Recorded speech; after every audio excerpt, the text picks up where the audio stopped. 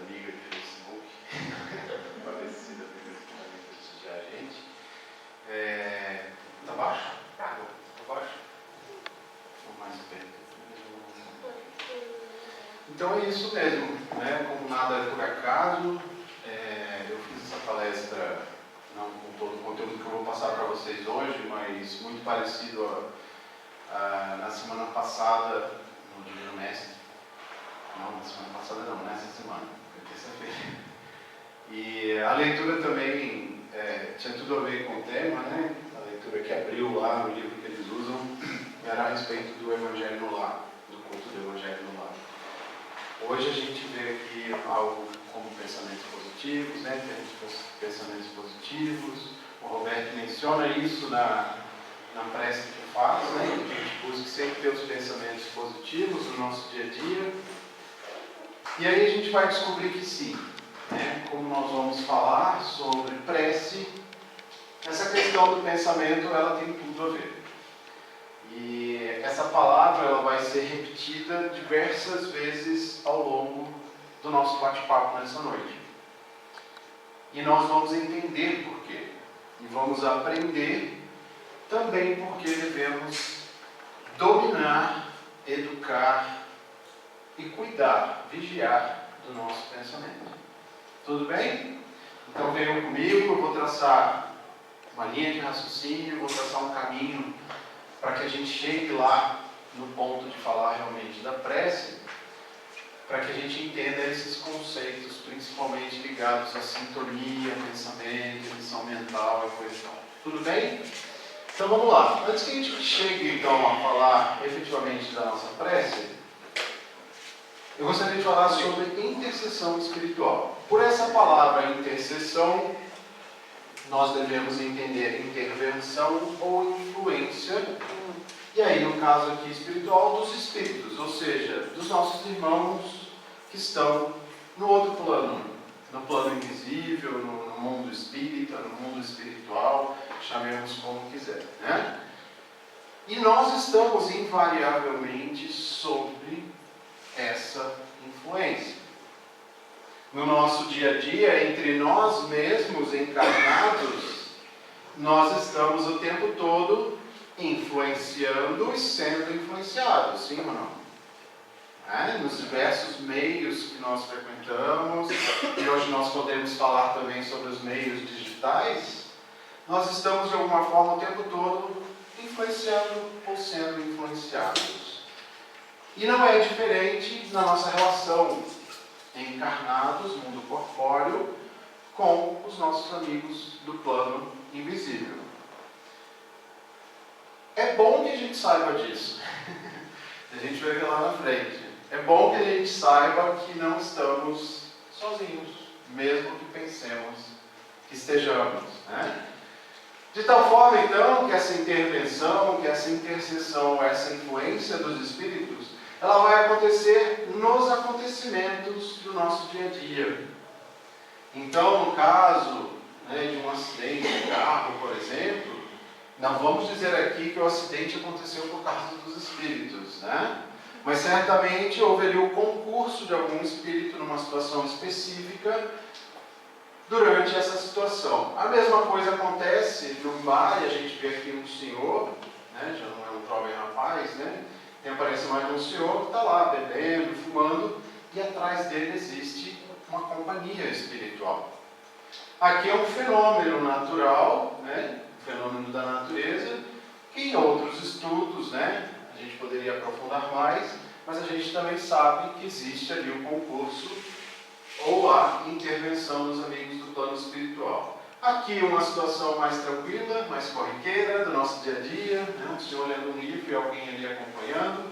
Um rapaz que a gente não sabe muito bem se ele está meditando, ou se ele está num momento de introspecção, talvez mais depressivo, mas independente disso, existe ali um bom espírito, um espírito de luz, que está lhe dando amparo por meio de energias enviadas a ele. E aqui, uma situação de um médico procedendo uma operação, uma intervenção cirúrgica, também sendo muito bem acompanhado. Tudo bem? Nós precisamos entender isso, não precisamos temer isso, ao contrário, Nós só precisamos aprender a lidar com isso, a direcionar essa influência para aquilo que vai nos fazer bem. Um outro conceito interessante da gente falar é o conceito de fatalidade. E depois a gente vai juntar o conceito de fatalidade com o livre-arbítrio, do qual a doutrina espírita nos traz a todo momento, como um dom, como uma dádiva, como um direito nosso, né? Livre-arbítrio quer dizer poder fazer as escolhas. Como eu gosto sempre de fazer, eu busco uma definição para alguns termos fora da doutrina, e aqui é uma definição de dicionário mesmo, sobre fatalidade. Então, lá no dicionário, disse que fatalidade é uma força que predispõe irrevogavelmente um acontecimento de acontecer, né? Então, é algo que necessariamente acontecerá, independente do que possa acontecer antes daquilo ali. Então, é algo que está predestinado a acontecer, talvez, inevitável, decisivo e inadiável. E quando a gente entra na doutrina, e Kardec dedica toda uma sessão para falar sobre fatalidade e livre-arbítrio, lá no Livro dos Espíritos, nós vamos ver que o próprio Kardec, quando ele vai formular uma pergunta a respeito disso, ele entende, ao formular a pergunta, a fatalidade, tal como nós vimos no dicionário, como uma predeterminação completa dos acontecimentos.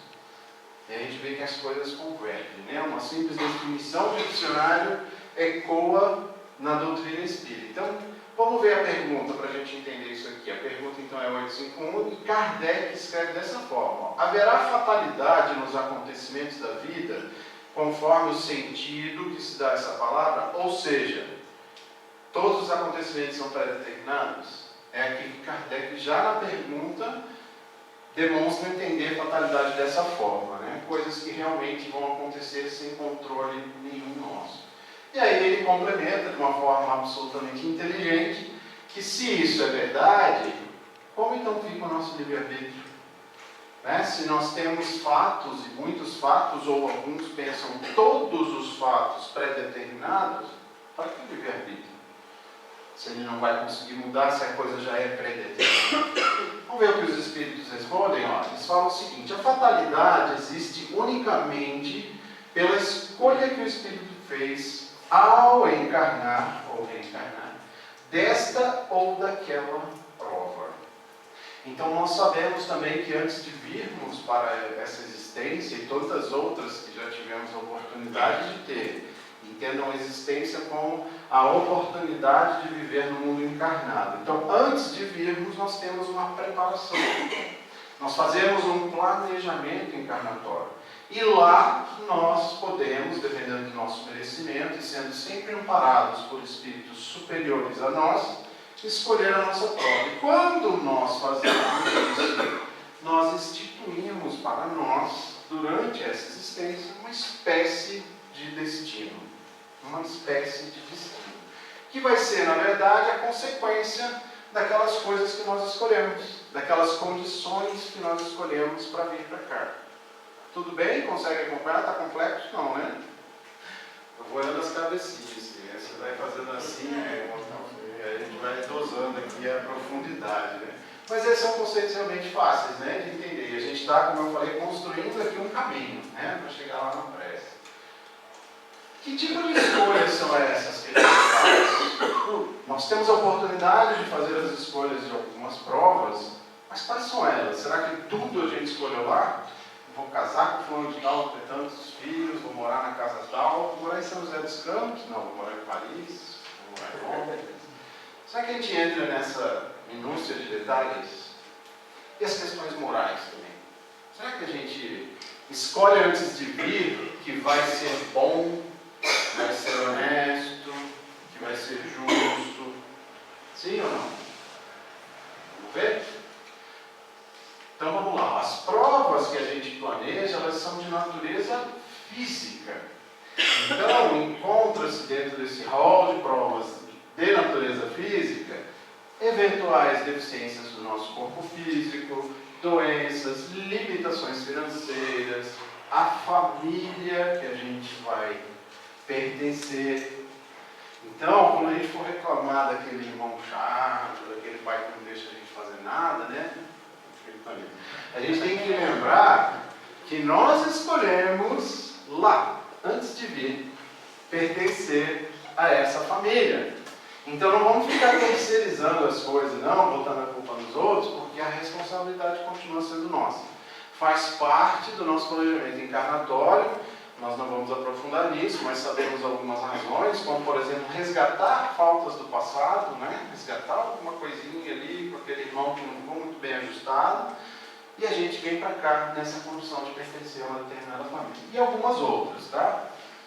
Agora, quanto às provas de natureza moral, aí nós não desenhamos nada lá. Nós não definimos nada lá. Porque se definíssemos, a gente não teria como usar o nosso livre-arbítrio para ceder ou resistir ao bem ou ao mal. Então nós viemos para cá numa condição absolutamente neutra no que se refere às questões morais. E aí as provas começam a aparecer, e aí sim nós vamos colocar para fora o nosso livre-arbítrio, vamos exercer o nosso livre-arbítrio e escolher o caminho que vamos seguir. Tá bom? Na pergunta 859, Kardec faz uma afirmação. Então aqui vem outras perguntas antes, até de chegar nessa. Mas olha que interessante, ele fala assim, ó, se a morte não pode ser evitada, isso é uma afirmação, certo? Aí vem a pergunta. Ocorre o mesmo com todos os acidentes que nos atingem no decorrer da vida? A resposta é a seguinte, a fatalidade verdadeiramente consiste apenas na hora em que deveis nascer e morrer. Então, além daquilo que eu falei, né, das provas de natureza física, também é uma fatalidade a hora que a gente vai nascer e morrer. Você fala assim, mas André, então quer dizer, tem uma hora certinha lá, dia, horário, que eu vou morrer? Não, nós devemos entender essa hora, não como a hora do reloginho, mas o momento que nós vamos deixar esse mundo e voltar para a pátria espiritual. E que momento é esse? O momento é aquele em que nós tivermos finalizado, via de regra, né? O que a gente veio fazer aqui. O momento em que a gente tiver conseguido dar cabo das nossas provas, tivermos cumprido a nossa missão de cuidar dos nossos filhos, ou uma missão, talvez, de algum trabalho maior, né? De âmbito mais amplo, na sociedade, não sei. E ninguém sabe. E não é para saber mesmo. Né? Porque se a gente soubesse o dia, a hora que vai morrer, ia ficar como? Como a gente ia viver? Tenso, né? Eu ia ficar tenso. Não sei vocês, né? Tá chegando. Então existe uma razão também para a gente não saber a hora. Mas a gente sabe que tem um momento que isso vai chegar e é sim uma fatalidade. A morte, então, é uma fatalidade. Vocês sabiam, todos que estão aqui hoje são espíritas? Sim? Vocês sabiam que lá fora as pessoas acham que a gente, é super tranquilo isso aqui, né? A morte, né? Que a gente é tranquilão, que a gente encara numa boa. Quer dizer, na verdade eu estou falando por mim, tá? Eu não sou. Alguém aqui é? Fica assim mega confortável, não, eu sou espírita, eu sei que eu vou lá, vou ter outra oportunidade, então tá tudo bem. Ninguém é, né? Nós temos um entendimento diferente de outras pessoas, temos um entendimento diferente de outras doutrinas a respeito do que acontece após a morte, né? Eu, particularmente, entendo que o nosso conceito não é melhor ou pior. Ele faz mais sentido para mim, ele é mais honesto, mais justo, de acordo com a justiça divina, do que outros conceitos que eu aprendi lá fora. Né? Mas isso não nos deixa mais tranquilos, né? Super confortáveis com a certeza, né? Que é uma fatalidade, de que em algum momento nós vamos desencarnar. Vamos ver aqui esse casal, então, como é que eles lidam com isso, tá bom?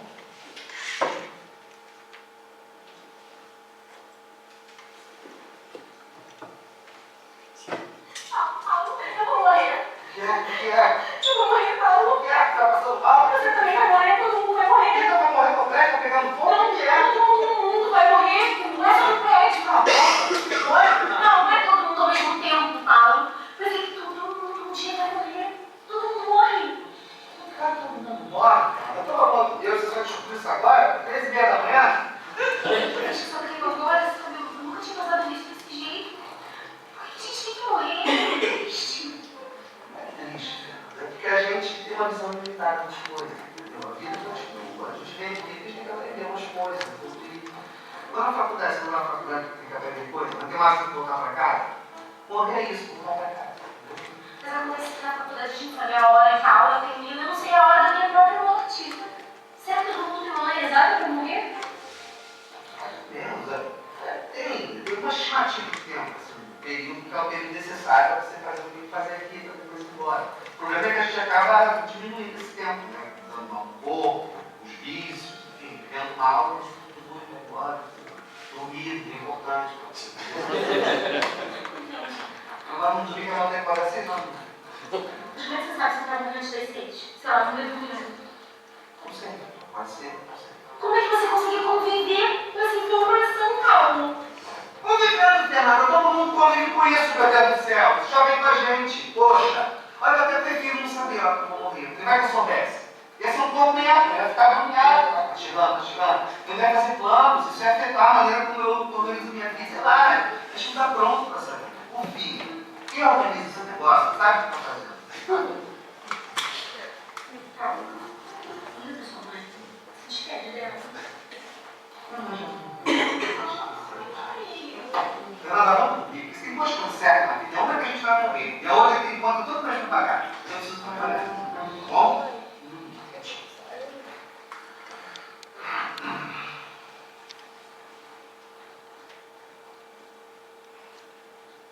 Paulo, fica só, filho.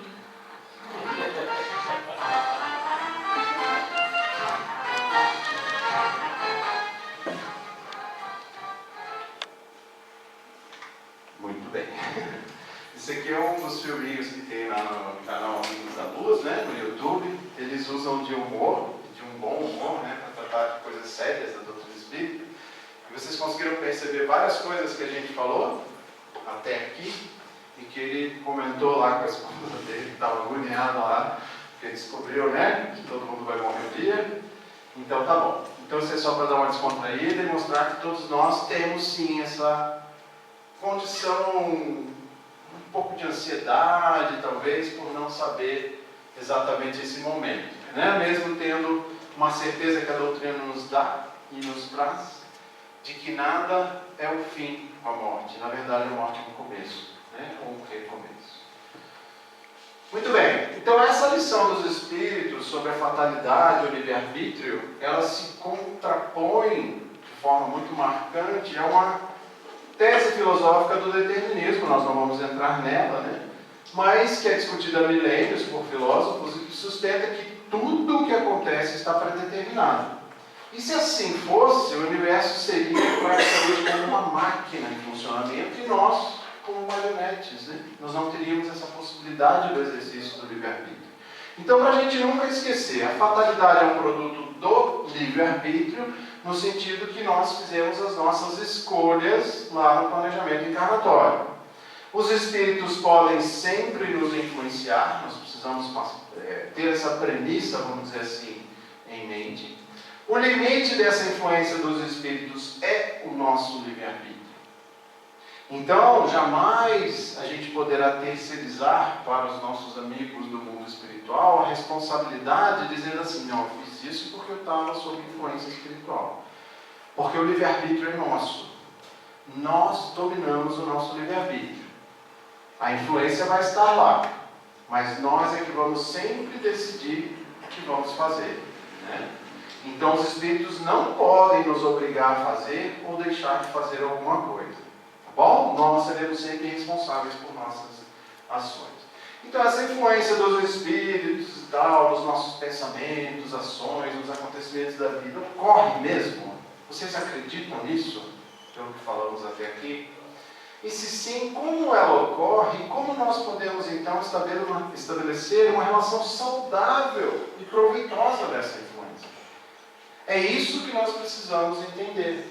Nós precisamos correr para o nosso mental, né, para a nossa dimensão mental, para a nossa razão, e entender isso, que nós podemos estabelecer uma relação saudável com essa influência que recebemos. Respondendo aquela pergunta, se sim ou não, se somos ou não influenciados, existe uma pergunta clássica. Uma das perguntas daquelas que a gente fala assim, essa aqui é clássica dos espíritos, né? que é 459, quando Kardec pergunta, os espíritos influem ou influenciam, né, os nossos pensamentos e ações? E a resposta, alguns já sabem, né, pelo balançar da cabeça, é a seguinte, ó, a esse respeito, sua influência é maior do que você possa imaginar. Muitas vezes são eles que vos dirigem. Cabe a nós decidir que tipo de direção nós vamos querer. Por meio da nossa conduta, por meio dos nossos pensamentos. Porque aqui essa direção pode estar se referindo a um processo obsessivo, que é sempre causado por um espírito inferior e que vai te levar a uma condição não muito boa. Mas essa direção pode ser também uma direção boa, dependendo da gente, né? Sueli Caldas Schubert, no seu livro Obsessão e Desobsessão, nos fala sobre essa assertiva, né? Que nós, na maioria das vezes, estamos encarnados sob a influência, sim, das entidades espirituais. Por quê? Porque elas vão se afinizar com o nosso modo de pensar e de ser, ou então elas estarão na mesma faixa vibratória. Ela usa até uma expressão, né, uma metáfora aqui, né, uma faixa vibratória que nós estamos respirando. Ou seja, ao ter determinado pensamento, ao ter determinado comportamento, nós estabelecemos uma faixa vibracional. É como se fosse uma onda que vai reverberar no fluido cósmico universal, onde todos nós estamos imersos, e essa onda vai encontrar eco em alguém que esteja naquela mesma faixa vibracional. E ela diz ainda, há uma simples vibração do nosso ser, há um pensamento emitido, por mais secreto que nos pareça, e está sublinhado isso, evidenciamos de imediato essa faixa vibratória, que terá pronta repercussão naqueles que estão na mesma frequência vibracional, como eu falei. E aí nós vamos atrair aqueles que comungam conosco, se identificam com a qualidade do nosso pensamento, da nossa emissão mental. Simples assim. Como os espíritos podem penetrar nos nossos pensamentos? Primeira pergunta, os espíritos veem tudo o que fazemos? Sim ou não? Sim. Mas mesmo quando eu estou lá dentro do meu quarto, porta fechada, janela fechada, luz apagada embaixo da cama, vê? Aí eu tenho um pensamento ruim lá escondidinho, sozinho. Eles estão vendo? Né? Então eles podem ver, porque nos rodeiam incessantemente. Agora aqui é que vem o mais importante. Ó. Cada um vai ver apenas as coisas sobre as quais dirige sua atenção. Não se preocupam com o que lhes é indiferente. Ora, então, se eles derem atenção a um fato, comportamento ou emissão de pensamento, eles vão se aproximar. Caso contrário, não. Então, se eu tenho bons pensamentos, olha a lógica da coisa. Eu não vou atrair, eu não gosto de usar a palavra maus espíritos, nem espíritos muito imperfeitos.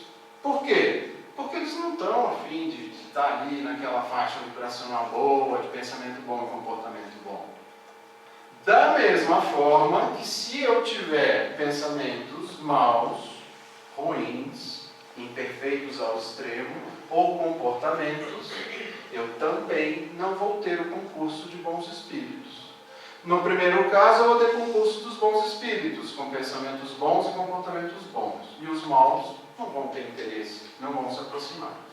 E no segundo, eu terei um afastamento dos bons espíritos e, com certeza, a aproximação daqueles que vão se afinizar com aquilo ali.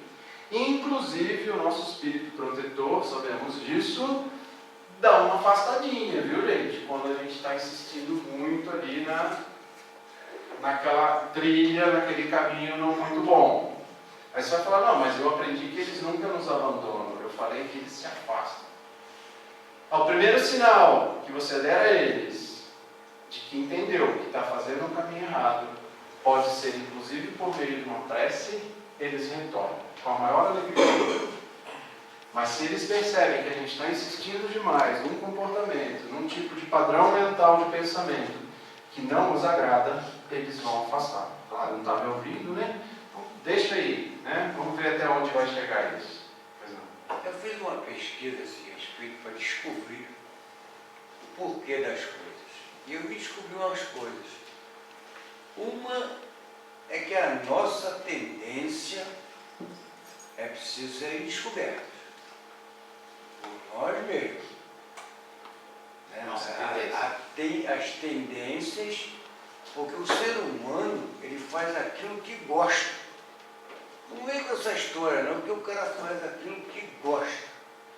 Entendeu? Por isso o trabalho ele gosta, ele não gosta. Então as tendências, você vê naquele livro Thriller da Libertação, quando o Rasputin pergunta os agentes dele, vocês já fizeram tudo que podia? Eles falaram, já, não conseguimos dobrar ele. Só que o Rasputin deixa que eu dobro. Foi no orgulho dele. E dobrou ele. Então as tendências, a gente não tem coragem ainda de listar, mas a gente conhece. Nós conhecemos, na verdade elas vêm literalmente esquecidas quando encarnamos.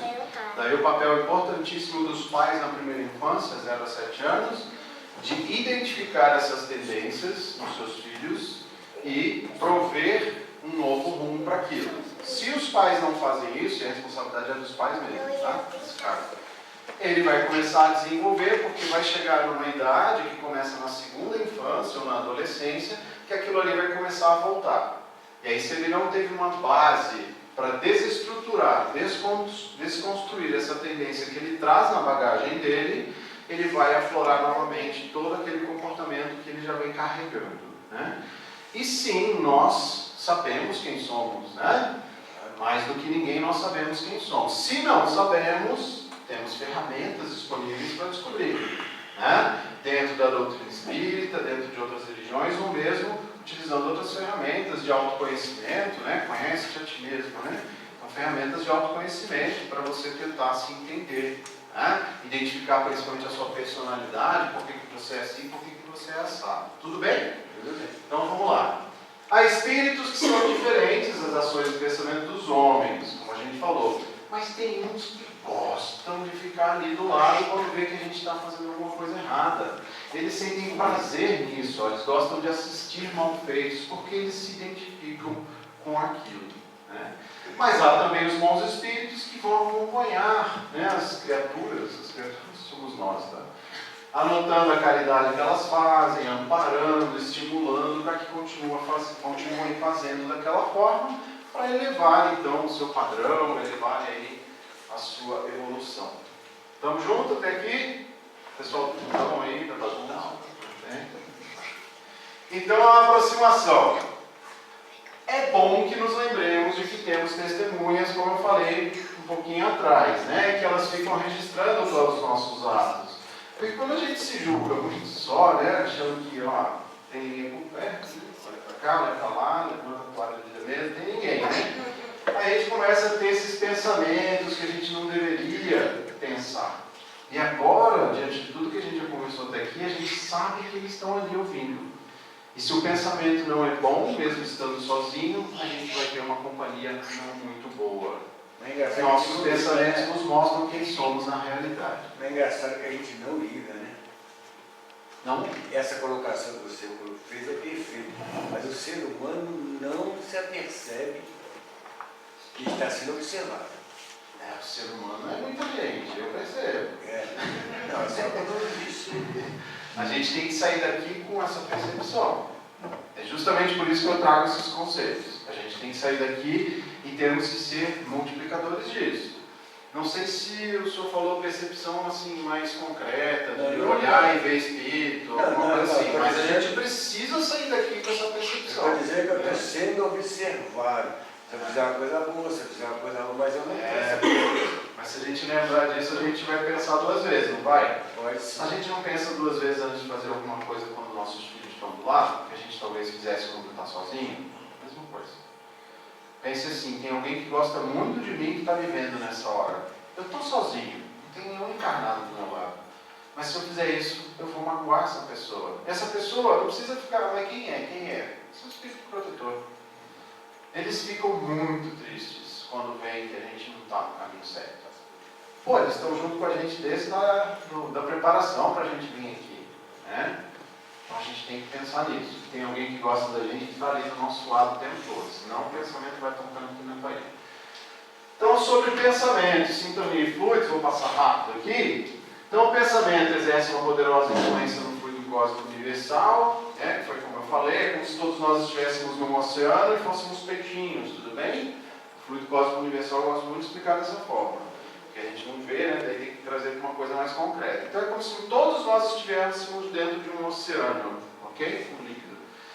Esse fluido é o veículo do nosso pensamento, como o ar é o veículo do som. Então, toda vez que nós emitimos um pensamento, é por meio do fluido universal que ele vai se espalhar, né? A física quântica também nos traz isso, né? É um tema atual, eu não vou aprofundar, até que não tem tanto conhecimento, mas a física quântica, que é aquela ciência que estuda os fenômenos em nível mais microscópico, né? Vem para reforçar essa ideia de que a nossa realidade é forjada, é modificada, é transformada pela maneira como nós pensamos, né? E pela energia que nós emanamos com esse pensamento. A gente já ouviu falar de lei de atração, frequência vibracional, pensamento. Vamos ver na ordem inversa isso aqui, ó. Toda vez que nós emitimos um pensamento, ó, emanamos um pensamento, a gente estabelece uma frequência vibracional e pela lei de atração nós vamos atrair aqueles que sintonizem com essa frequência, como uma onda de rádio. Quando o pensamento é dirigido a um ser qualquer sobre a Terra ou no espaço, olha aqui, ó, de encarnado para desencarnado, de desencarnado para encarnado, e de encarnado para encarnado também, a gente não pode esquecer isso. Né? A gente vem falando o tempo todo, a gente está sendo observado, mas a gente influencia o outro, a física quântica prova isso, que nós influenciamos o outro com a nossa energia, não precisa falar nada. Quantas vezes, por exemplo, vocês, ou alguns de vocês, já chegaram perto de alguém e falaram assim, tá carregado, né? Chega às vezes dá até um arrepio, né? Você chega perto da pessoa, você não sabe por quê, mas você sente que tem ali algo que não está muito legal. E da mesma forma, a gente também se aproxima de pessoas, a gente se sente bem, né? Aquela pessoa nem falou nada, de repente só deu um sorriso, deu um olhar para você, e você vai dizer, nossa, que bom estar perto dessa pessoa, né? Vai vir assim, né? Lei da atração, só chegando perto, né? Então é essa influência que nós temos também, de um para outro aqui no nosso meio, dentro dessa corrente fluídica. E aí a gente chega na prece, né? E por que a gente está falando tanto de pensamento? Porque a prece é um pensamento. Pronto, acabou a palestra, vamos todo mundo embora. Porque o ponto é esse aqui, né? A prece é uma emissão de um pensamento. Então é uma projeção do pensamento, a partir do qual a gente vai estabelecer uma corrente fluídica, e agora a gente consegue entender isso, cuja intensidade dependerá do teor vibratório de quem ora. E nisso reside o seu poder e alcance, pois nessa relação fluídica, durante a prece, o homem atrai para si a ajuda dos espíritos superiores a lhe inspirar bons pensamentos. É isso. Né? Então a gente vem construindo esse caminho para chegar nesse ponto aqui da nossa conversa. E por que falar sempre de bons pensamentos? Que a gente deve atrair bons pensamentos? Pela razão simples de que primeiro nós pensamos e depois nós agimos. Sim ou não? Tem pessoas que invertem, né? Age e depois fala assim, ai que... eu vou usar a palavrão. Ai que bobagem que eu fiz. Né? Não pode falar palavrão, né? Então, mas não tem isso. A gente às vezes não inverte a ordem. A gente age e depois fala... Aí se arrepende, né? Aí vai lá de mansinho, aí tem que, né, se arrepender, tem que reparar, né, aquilo que fez. Mas via de regra, a gente primeiro pensa e depois age. E lá no Livro dos Espíritos, Kardec pergunta, o homem tem sempre o livre-arbítrio? E a resposta é essa, tem. Uma vez que ele tem liberdade de pensar, ele tem a liberdade de agir. E aqui reside o livre-arbítrio. Isso é livre-arbítrio. Liberdade de pensar e de agir. A prece é agradável a Deus, gente?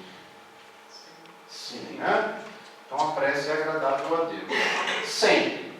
Mas tem um porém aqui, ó, quando é do coração, porque a intenção é tudo, né? Então a prece do coração é preferida do que aquela que se possa ler, por mais bela que seja lá no papel, né? mas se ela for lida com lábios, mais com lábios do que com coração. Então, mais vale uma prece, por exemplo, do meu filho, que às vezes faz, né, quando eu peço para ele fazer, e aí ele faz aquela prece do jeito dele, com as condições, as ferramentas que ele tem. Mais vale essa prece do que uma prece enorme, lida, que a gente está lendo com o lábio, não está refletindo, não está causando em nós absolutamente nenhuma motivação para modificar comportamentos ou pensamentos. Né? A prece é agradar a Deus quando dita com fé, fervor, sinceridade, mas não acredito que Deus seja tocado pela prece do homem fútil. Então aquela prece do orgulhoso, do egoísta, que mesmo fazendo a prece tem esse pensamento de orgulho, de egoísmo, não vai valer muita coisa lá diante de nosso Pai, né? Diante de Deus. Né? Tudo bem? No livro dos Médios, só para corroborar isso, a ação da prece será tanto maior quanto fervorosa e sincera for, ou seja, a energia da corrente está em razão direta do pensamento e da vontade, isso está no Evangelho, só para a gente corroborar. Mas ainda assim, Deus não cede a todo pedido que lhe é feito, sim ou não? E aqui uma comparação muito simples para a gente fazer. A gente cede a todo pedido que o nosso filho faz? Ou cedemos no passado? Especialmente quando eles têm uma idade menor? Não. Né? Por quê? Porque nós sabemos, muitas das vezes, o que é melhor para o nosso filho. Essa relação aos poucos vai se desfazendo à medida que eles crescem, mas a explicação é exatamente essa. Deus sabe o que é melhor para nós e o que é melhor para o nosso bem, né? O que é para o nosso bem. Eu uso também um exemplo que eu gosto muito com relação ao meu filho, na idade que ele está, ele não pode ainda tomar todas as decisões, né? Então, com relação ao sorvete, né? Eu costumo falar assim, olha, você até pode escolher o sabor do sorvete que você quer tomar, né? Mas quem vai dizer se você vai tomar sorvete sou eu. Então a decisão de vai ou não tomar sorvete é minha, porque eu sei que ele não pode tomar sorvete todo dia, por exemplo. Né? Agora, a partir do momento que decidimos que ele vai tomar sorvete, deixa ele escolher, né? Deixa ele exercer o livre-arbítrio dele para escolher o sabor. Né? É uma forma da gente encarar isso aqui. Então, o que Deus vai conceder para nós, filhos que somos dele, vai ser coragem, paciência, resignação, meios para sair das dificuldades, por meio das ideias que são sugeridas pelos bons espíritos que se aproximam da gente. E aí vai deixar para nós o nosso merecimento, de acordo com as escolhas que nós fizermos.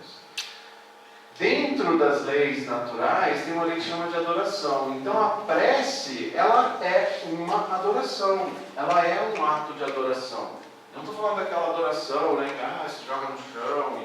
Não, é uma adoração no sentido de que nós estamos louvando, estamos entrando em conexão com Deus. Quais são os propósitos da prece, né? Então, está com o slide anterior, né? Aqui, ó. Então, por meio das preces, a gente pode fazer três coisas: louvar, pedir e agradecer. Então, vamos passar bem rápido aqui. O que é o louvar? Louvar nada mais é do que a gente enaltecer os desígnios de Deus. É quando a gente começa uma prece, por exemplo, falando: querido Mestre Jesus, amado Pai, né? Que nos criou com tanto amor e carinho, então a gente está louvando nesse momento. A gente também pode pedir durante a prece, né? E a gente vai pedir o quê? Nós vamos pedir luz, nós vamos pedir coragem, equilíbrio, força, paciência, fé, tudo aquilo que nos propicia uma evolução espiritual. Nós não vamos pedir para ganhar na Mega Sena, né? Porque não vai rolar, não vai acontecer, né? E outra coisa importante, tem gente que para por aqui na prece, né? Ou só faz essa parte, né? Só sabe pedir, pede, né? E aí só vai lembrar de agradecer se receber aquilo que pediu, né? Aí agradece.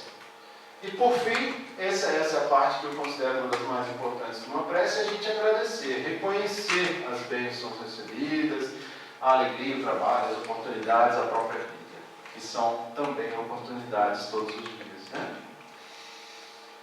A prece nos torna melhores? Sim. Então é só fazer prece que a gente acorda no dia seguinte melhor. Ajuda. Muito bem, né? Então veja bem, Eu posso fazer prece, posso vir aqui, dar uma palestra, a gente está aqui todo mundo ligado, conectado numa energia boa, amparados pelos espíritos, aí eu saio ali fora. Eu pego o meu carro, e ali na frente, na primeira esquina, alguém está saindo aqui, ó, do lado direito, faz assim com o carro, corta a minha frente. Aí você toma aquele susto, freia, abre a janela e grita, faz algum gesto e tal, né? Então, basicamente aquilo que nós fizemos aqui foi posto à prova lá fora e aparentemente nós teremos falhado nessa primeira prova que apareceu. Então, quem ora com fervor e confiança é mais forte, né? Contra as tentações do mal, e Deus envia os bons espíritos. É um socorro. Mas ninguém fica livre de seus problemas, imperfeições e faltas apenas por meio da prece. Nós precisamos agir e mudar a conduta. Aí dentro do que o Nicolau falou, para mudar a conduta eu preciso ter a percepção de que eu estou com uma conduta ruim. E aí eu promovo o que a doutrina espírita chama de reformanismo. Abre o seu ser para a mudança, sabendo o que precisa mudar e promove a sua reforma. A prece é repetida. Então tem gente que faz prece e repete como um mantra, que é uma prece repetida, né? Uma frase repetida, repete, faz prece, mas continua ruim, invejoso, ciumento, benevolência. Por que isso acontece?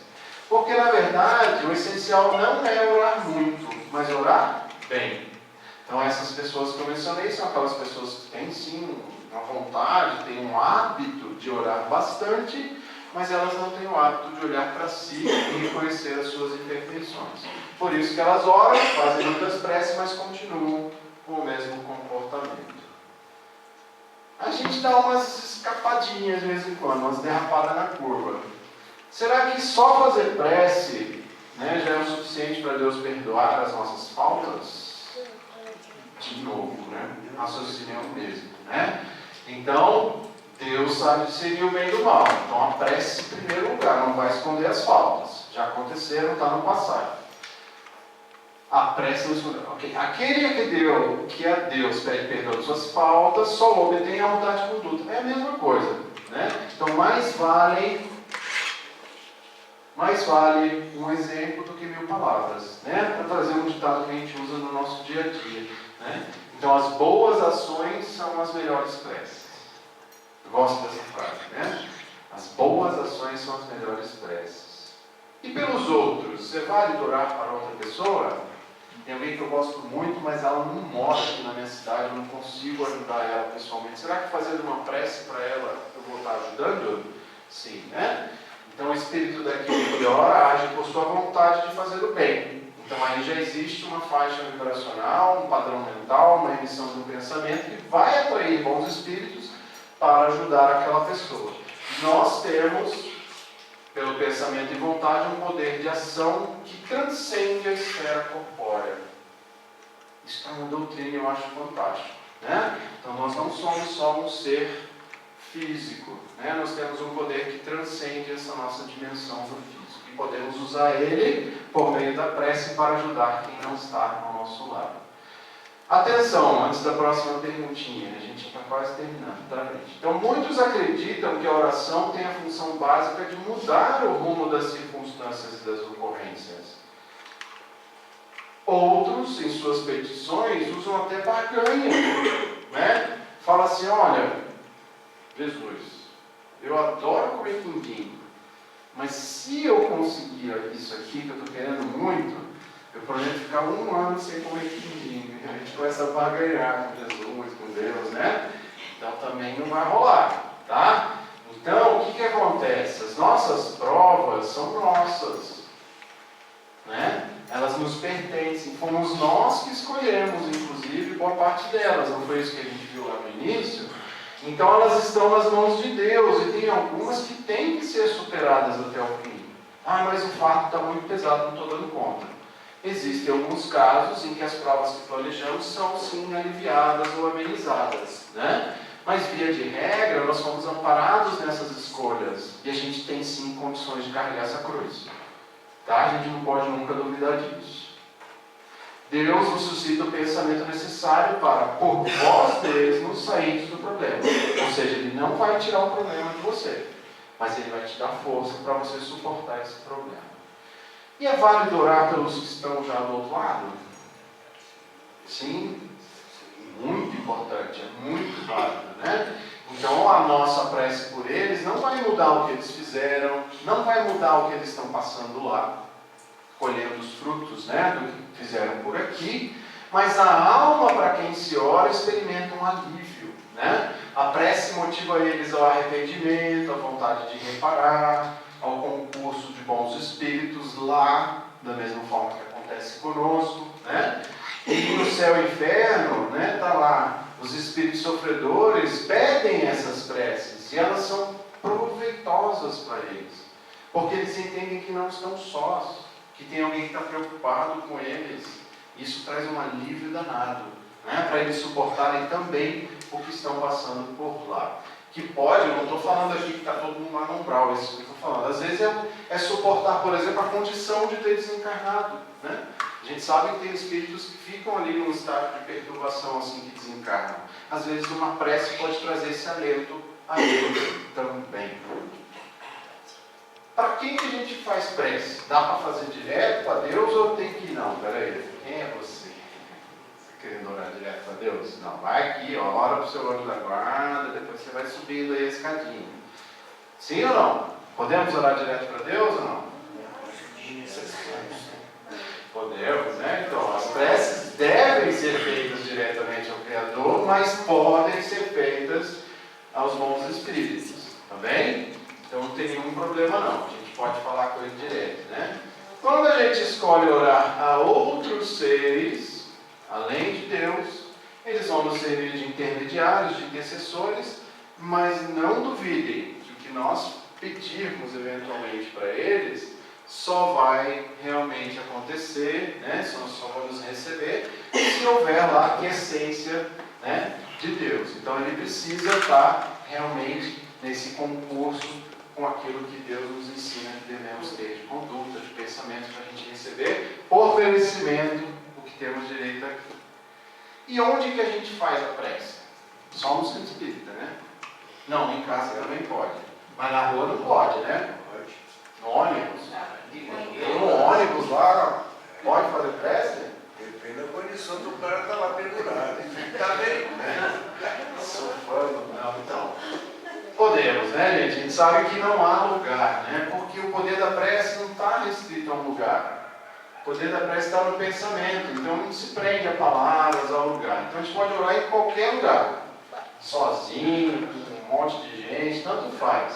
O que acontece, né, é que nós, num ambiente como esse, ou numa igreja católica, no templo evangélico, onde for, o ambiente vai proporcionar uma condição para uma prece talvez mais profunda, uma prece mais interiorizada, com mais concentração. Né? Então, por isso que a gente vem numa casa espírita, a gente tem os momentos aqui de fazer as nossas preces. Sozinho ou em comum? Daí lá no Evangelho, né, está escrito que em qualquer lugar em que se encontrem duas ou mais pessoas, aí eu estarei, Jesus falando, né? Então Jesus quis mostrar o efeito da união e da fraternidade. Então quando nós fazemos uma prece em comum, seja ela em casa, ao redor da mesa, antes de fazer uma refeição, né, com toda a família, ou aqui no centro espírita, essa prece ela tem sim um poderzinho um pouquinho maior, né, um pouquinho mais fervorosa, vamos dizer. Olha a imagem, né? E nos casos de obsessão, a obsessão todos sabem, né? Aquela ação persistente de um mau espírito sobre um indivíduo. E Kardec pergunta se a prece é um meio eficaz de curar a obsessão. E a gente vai ver que não. Curar, não. Né? Mas é um poderoso auxílio. No entanto, a gente só vai sair de uma condição de obsessão se nós mudarmos o nosso padrão mental, os nossos pensamentos. Né? E assim a nossa faixa vibracional. Não tem prece que vai fazer isso por nós. Então é preciso que o obsidiado, que é aquele que passa por um processo de obsessão, faça o necessário para destruir em si mesmo as causas que atraem os maus espíritos. Conseguem perceber isso? Tudo em sintonia com o que nós já viemos falando. Né? Então, vocês conhecem esse ditado? Já falaram? Já ouviram? Né?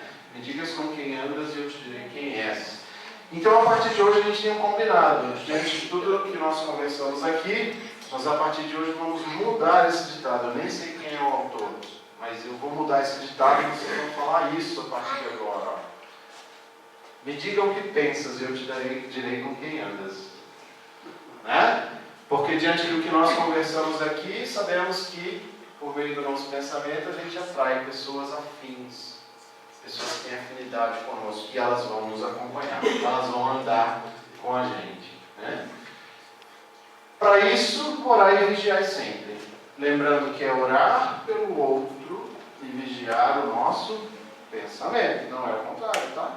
Tem gente que acha, não, vou orar para mim, vou ficar de olho nos outros, né? Vigiando os outros, né? Eu achei que não precisa nem orar, né? Só querer bem, né? Querer bem já é uma emissão boa de pensamento, não é? Se eu quero ver você, eu já estou orando. É isso aí, exatamente. É uma emissão boa de pensamento por onde você passar. Passe do lado de um morador de rua e você está no carro. Você não tem como parar, talvez, descer lá e ajudar, dar um abraço, dar alguma coisa para ele. Mas pense em alguma coisa boa para ele.